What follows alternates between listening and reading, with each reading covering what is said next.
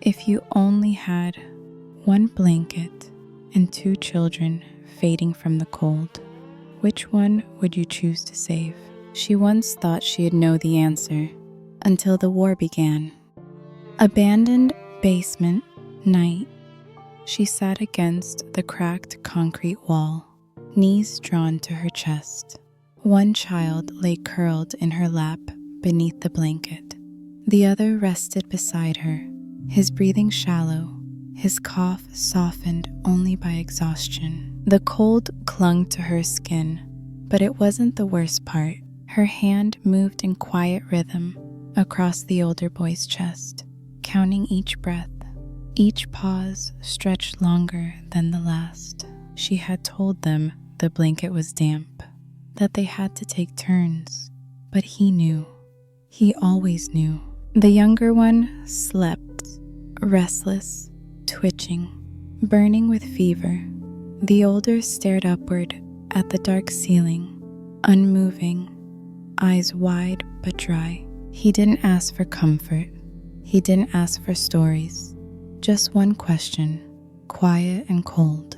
If he dies, do I get the whole blanket? She didn't answer.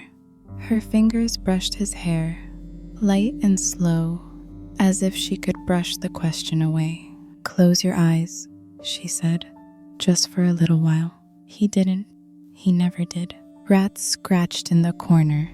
Water dripped. Something screamed in the distance. Maybe human, maybe not. She shifted the blanket, tried to cover them both. But no matter how she folded it, something was always left exposed. A foot, a shoulder, a silence. She closed her eyes and saw something else. Her mother tucking her in years ago. Warm sheets, the smell of soap, a distant radio playing music instead of warnings. When she opened her eyes, she was still here. She leaned down and kissed the younger one's forehead. Too hot. She told herself she'd stay awake, that she'd feel it if one of them stopped breathing. She drifted anyway. Darkness. A small hand tugged at her sleeve. Mom, he's not moving. Her body went still.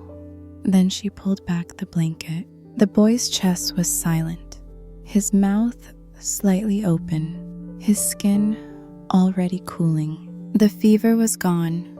Everything was gone. She didn't cry, didn't scream. She pulled the blanket fully over the surviving child, tucked it in around his shoulders, smoothed his hair again. Then she stared at the wall, unblinking. She didn't bury the body, not because she couldn't, but because the ground was too frozen, and she couldn't bear to choose which one she'd have to dig out first. Return to present.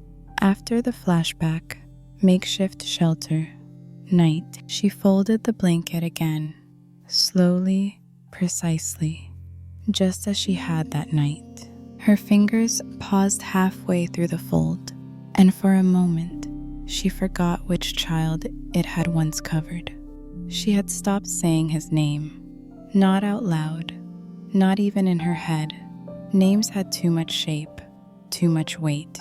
The wind outside howled softly, pushing ash and dust through the cracks in the wall. Somewhere distant, a flare snapped.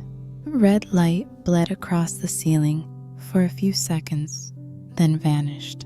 The boy beside her, her only son now, slept curled in a fetal position, the way all children slept when they felt unsafe, but didn't want to say so. She sat with her back against the wall.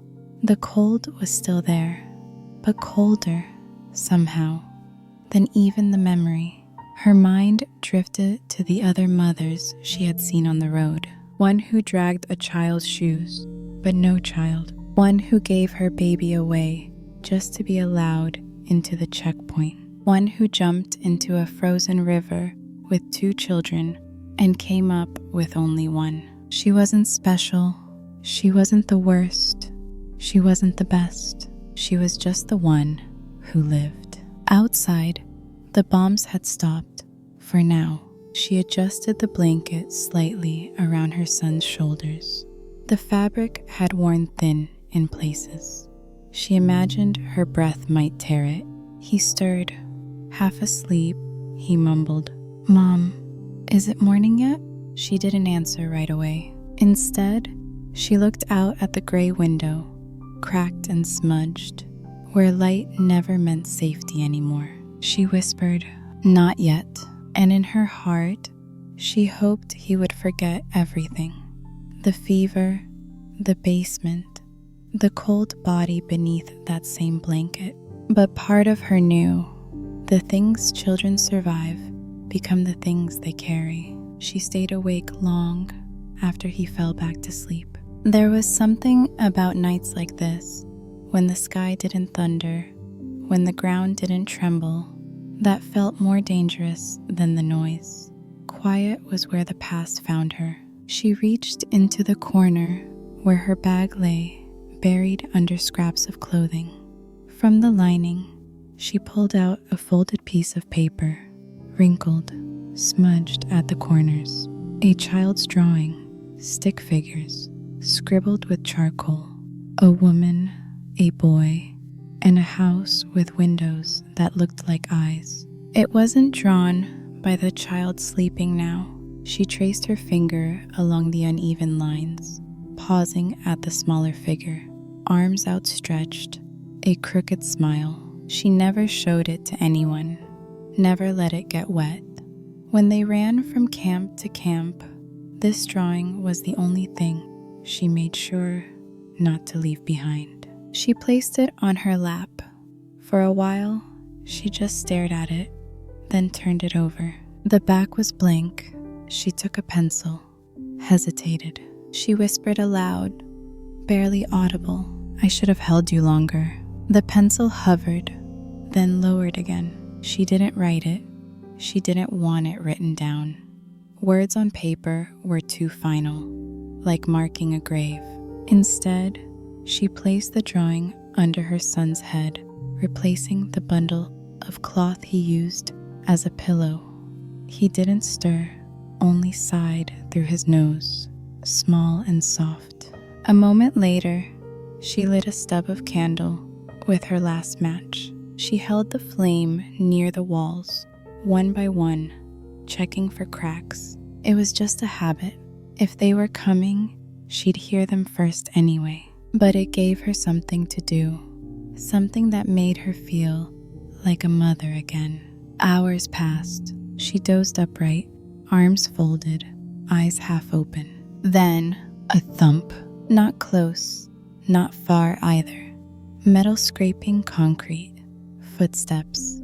A cough. She didn't move, didn't breathe. Then came the sound that broke everything inside her. A baby's cry, high, fragile, desperate, muffled, maybe underground, maybe trapped. She pressed her back to the wall. The sound was impossible. It couldn't be. No babies were left. Not in this zone. Not for months. Still, her body moved before her mind did. She rose, heart tight, breath short. Her son stirred behind her. "Mom?" She turned to him quickly. "Stay here. Don't move. Do you hear me?" He nodded, eyes wide, too used to these moments. She picked up the lantern, opened the shelter door just a crack. The night air hit her like a slap. Dry, chemical, dead. She stepped out. The cry came again, softer now, almost like a memory. But she followed it anyway, because once she hadn't. And that was a choice she lived with every day. She stepped out into the darkness, lantern held low, flame flickering against the wind. Ash moved in the air like slow snowfall. The silence was unnaturally clean, like everything dangerous was simply holding its breath. She turned her head toward the sound. Nothing now, only wind through broken fences. She walked forward anyway, one step, then another, each footfall louder than it should be, like the earth was warning her not to come any closer. She passed the rusted skeleton of a burned-out vehicle. Underneath it, a doll, half buried in dust, the kind her child used to hold upside down by one leg. She didn't pick it up, just kept walking. Then she heard it again. The baby's cry, closer now, muffled, as if it came from under the ground. She turned sharply. There, beneath a collapsed staircase, twisted steel and stone, she dropped to her knees, pressed her ear to a crack in the cement. Silence. But then, a short, sharp cry. Clear, real. She reached her arm into the dark crevice, fingers trembling. Nothing. She leaned closer, breath catching, and suddenly, the sound stopped. Gone. As if cut off. As if it was never there at all. She stayed frozen, listening, heart pounding. And then she heard another sound, one she hadn't noticed before. Her own breath, shallow, sharp, panicked. She hadn't heard herself breathing like that since then. Since the night she left her baby behind, wrapped in that same blanket, when the fever took hold and she had to carry one child to safety and leave the other for silence. She knelt there, hand still reaching into the crack, like she could pull back time. But there was no baby. There was never a baby. Just memory, echoing. A soft whisper behind her. "Mom, why did you go?" She turned around fast, expecting her son. But no one stood there.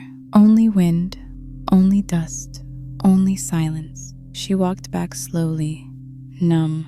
The door to the shelter was ajar. Her heart stuttered. She hurried inside. He was there, her son, still wrapped in the blanket, still asleep.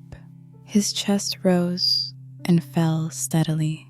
One small hand clutched the corner of the drawing she'd left under his head. She exhaled, sat beside him, took his hand in hers. Her voice came out rough.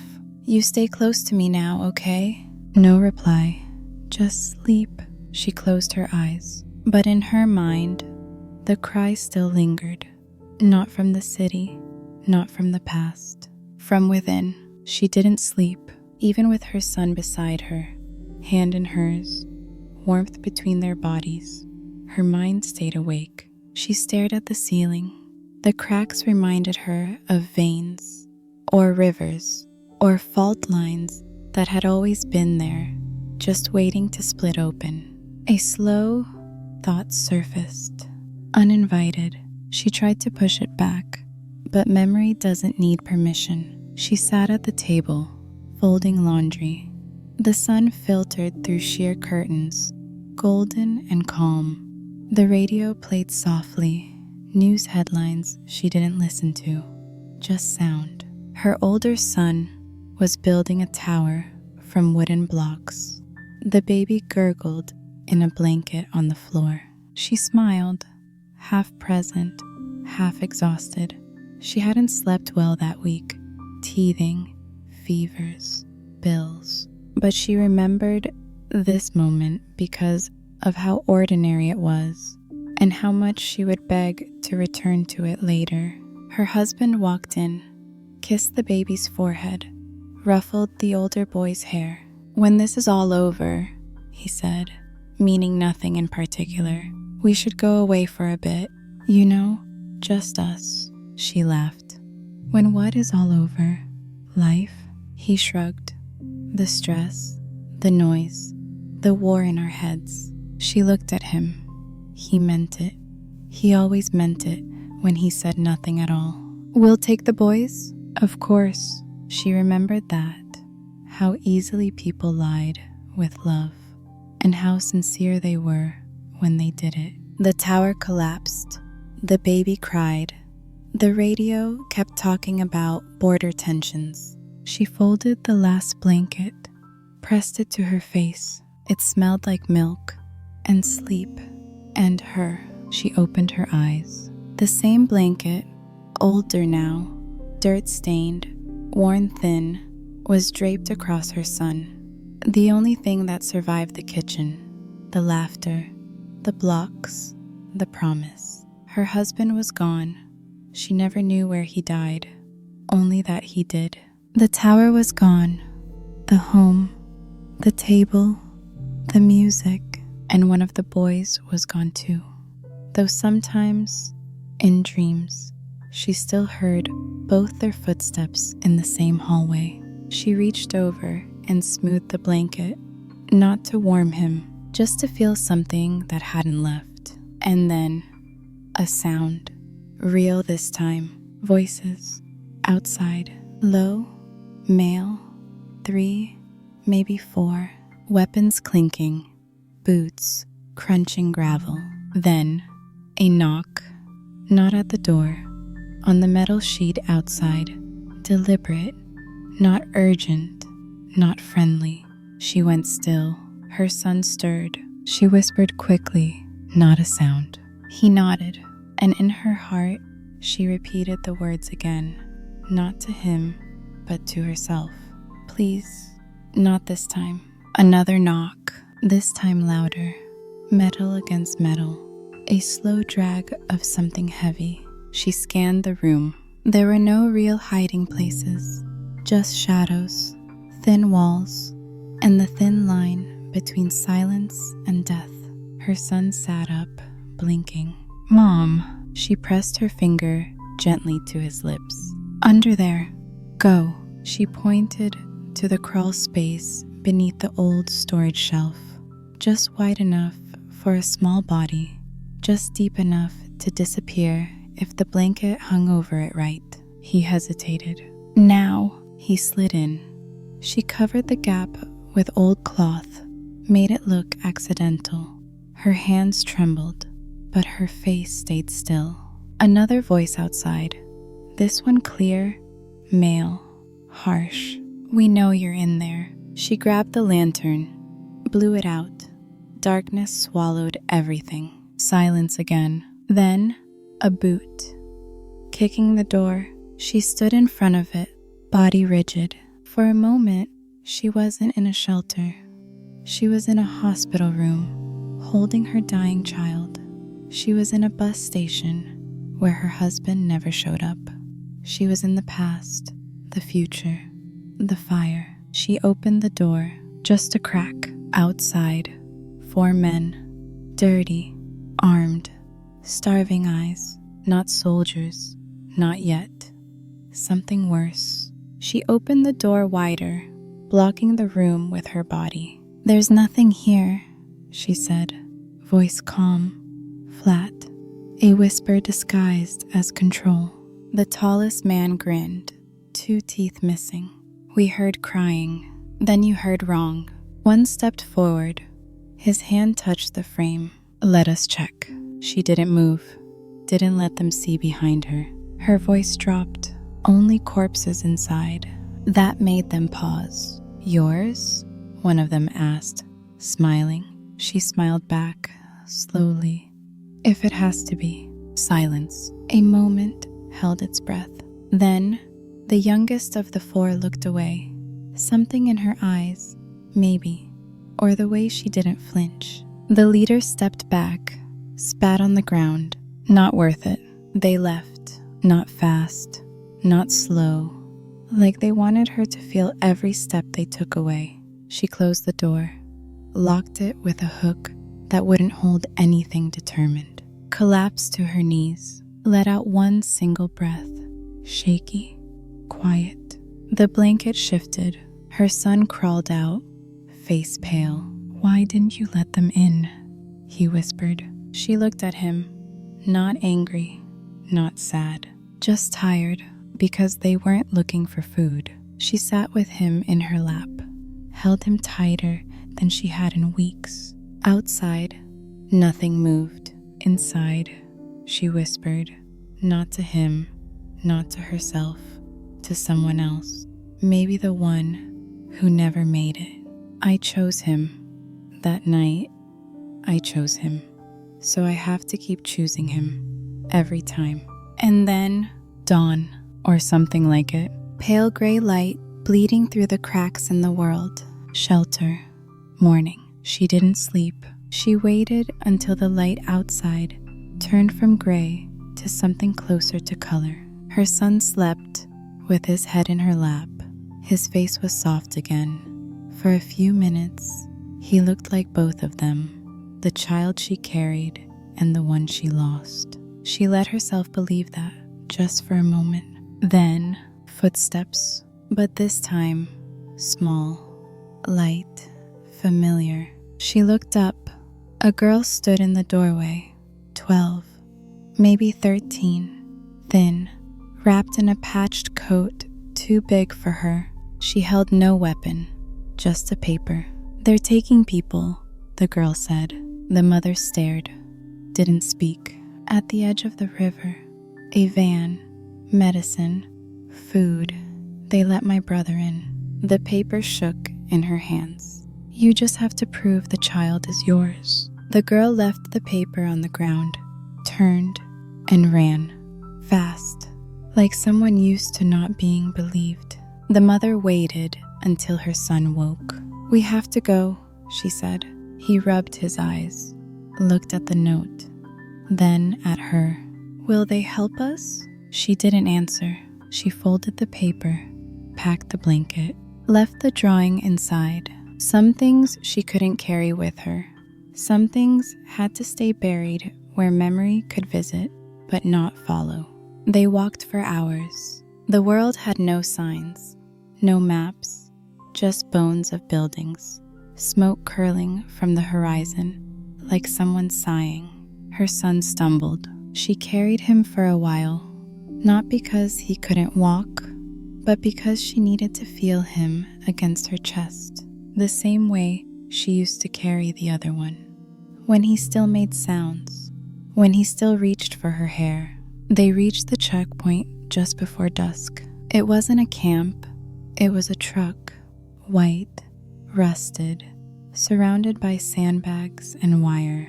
2 men with armbands, no insignias, just cold stares. People waited in a loose line, mothers, children, every adult with their hand gripped tight around someone smaller. No fathers. Her son clutched her hand, breathing fast. She leaned down. "Let me talk, only me. Understand?" He nodded. They reached the front. A man held out his hand. "Paper." She gave it. He looked her over. "You're late. We only have space for 5 more." She nodded. He squinted at the boy. "Yours?" "Yes." "Any medical conditions?" "None." He hesitated, looked closer at the child. "He looks sick. He's tired." The man glanced behind him. A woman was crying. She held a baby, barely alive, maybe not. He pointed at the woman. "That child goes first." "But I was ahead of her," the mother said. "We don't go by lines. We go by odds." She stepped forward, not begging, not raising her voice. Just steady. "He's not sick. He's just thin, like every child still walking." A long pause. Then, next, she pushed her son forward, but the guard stopped her. Only the child. Her fingers tightened on her son's. "No, we stay together." "You can't. Only children under 10. That's the deal. You wait for the next one, if there is a next one." Her son looked up at her, wide-eyed, silent, trusting. And just for a moment, she saw the blanket again, the fever, the basement, the hand that never shook her awake. She had made her choice once. Now the world was asking her to make it again. Scene continues. A choice made twice. The guard's voice was already moving on. Next, she bent down, took her son's face in her hands. He was shaking, just a little. "Mom?" She didn't lie to him. She didn't promise she'd follow. "You're going to get in the truck." His lip trembled. "Without you?" She nodded. "You'll sleep. You'll eat. You'll dream. You'll forget this part." He shook his head. "I won't go." She pulled something from her coat. The drawing. the one she never meant to give away, folded small, pressed into his hand. "Keep this safe." He looked at it like it was alive, like it meant she was coming too. She kissed his forehead, then turned him around toward the guard. "Take him." The man hesitated, looked at her.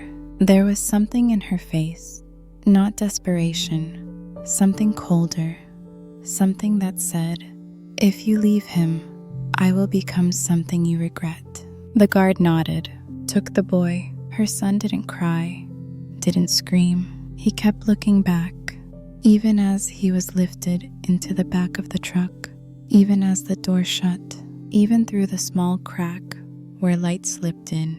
He looked, and she smiled.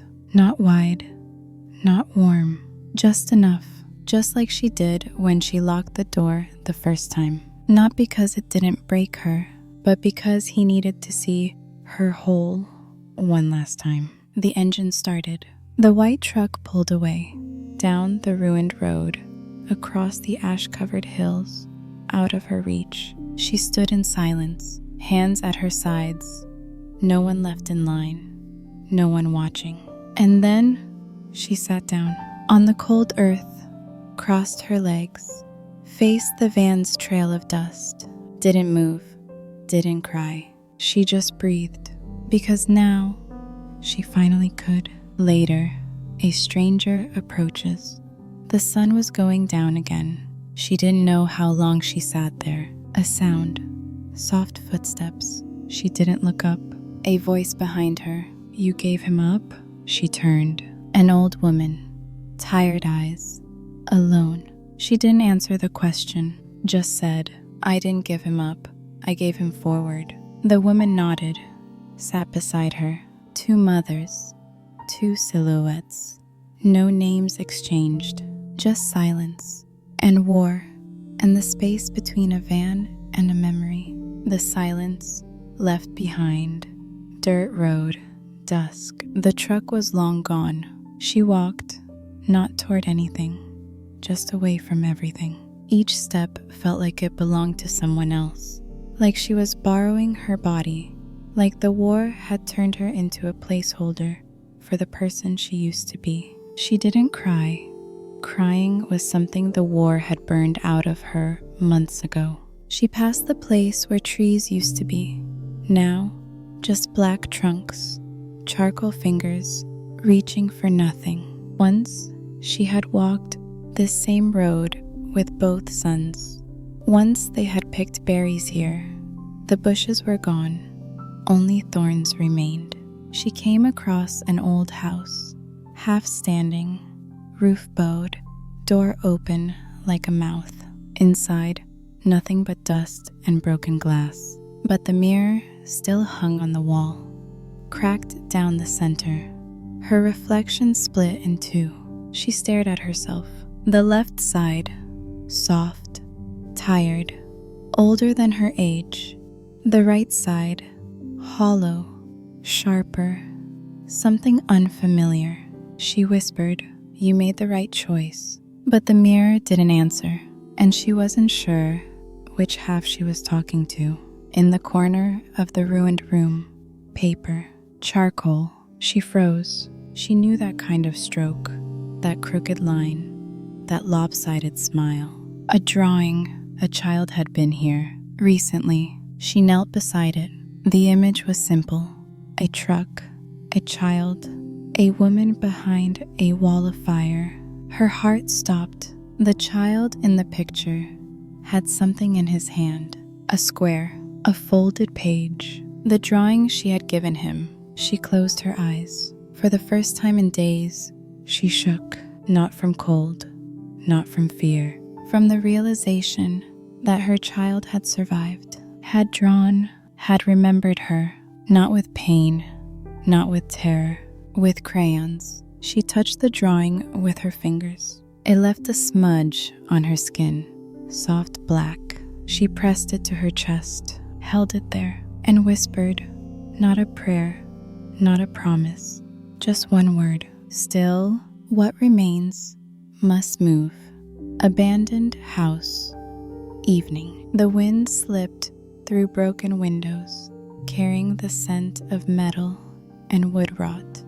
The drawing fluttered once in her hand, as if the child inside it was still breathing. She looked at it again, not for confirmation, but because she couldn't look at anything else. She whispered, "You drew me, not a monster, not a shadow, a mother." Through a child's hand, she had been made human again. She rose, knees stiff. Her legs didn't want to move, but her heart did. Slowly, she folded the drawing, not to hide it, but to protect it. She tucked it inside her coat, right where she used to carry her babies. She stepped back outside. The world hadn't changed. Still broken houses, still dead fields, still distant echoes of something burning.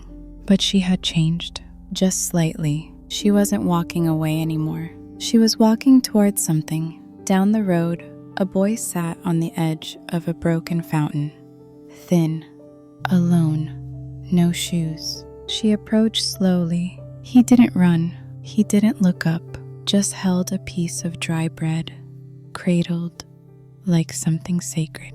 She sat beside him, didn't speak. After a moment, she reached into her coat, tore a corner from her last slice, placed it on the stone between them. He stared at it, then at her, then reached out, took it, ate slowly, quietly. When he finished, he turned to her. "Are you a mother?" She didn't answer right away. She thought of the two boys, one wrapped in a blanket, one lifted into a van, one she buried inside her, one she gave to the future. She nodded. Yes. The boy looked down at his hands. "I think mine was too." She said nothing, but she stayed, just long enough for him not to feel alone. That night, she built a fire, small, not for heat, for light. She sat beside it, with her back to the wind. The boy fell asleep a few feet away. In her coat pocket, the drawing pressed gently against her chest. The crayon smudge still marked her thumb, and for the first time in a long time, she whispered a name, not to the sky, not to God, just to the fire. "Both of you." Then silence, not the silence of loss, the silence of surviving. He still carries her. A boy, now almost a man, sits at a wooden desk in a bright, makeshift classroom. Outside, trees have begun to grow again. Inside, his hand moves across paper, charcoal pencil, a habit he never broke. He draws quickly, quietly, not for art, for memory. A younger child next to him leans over. "Who's that?" The boy looks down at the paper. He hadn't realized he'd drawn her again. A woman in a coat, blanket over one shoulder, eyes unfinished. He shrugs. "Just someone from before." That night, he opens a box. Inside, a crumpled drawing, a slice of cloth, faded pink, a folded letter, never sealed. He pulls the letter out. It's old, written by a child's hand years ago. His handwriting, clumsy, hopeful. He reads it silently, only with his eyes. "Dear Mom, I got to the place with the truck. There was soup and soft beds and no loud noises.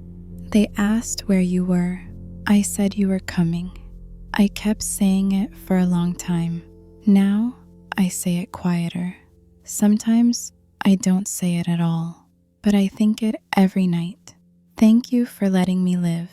I'm sorry I didn't fight harder to make you come with me.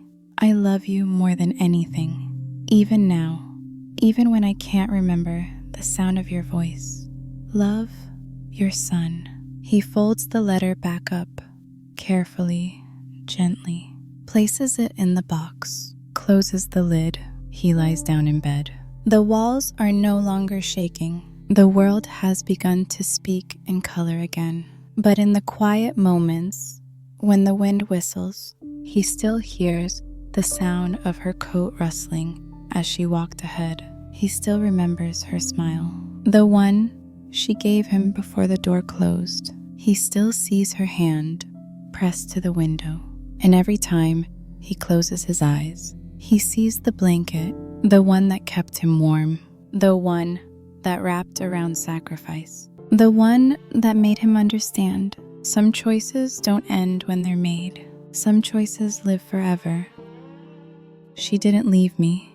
She carried me as far as she could, and then gave me the rest of the road.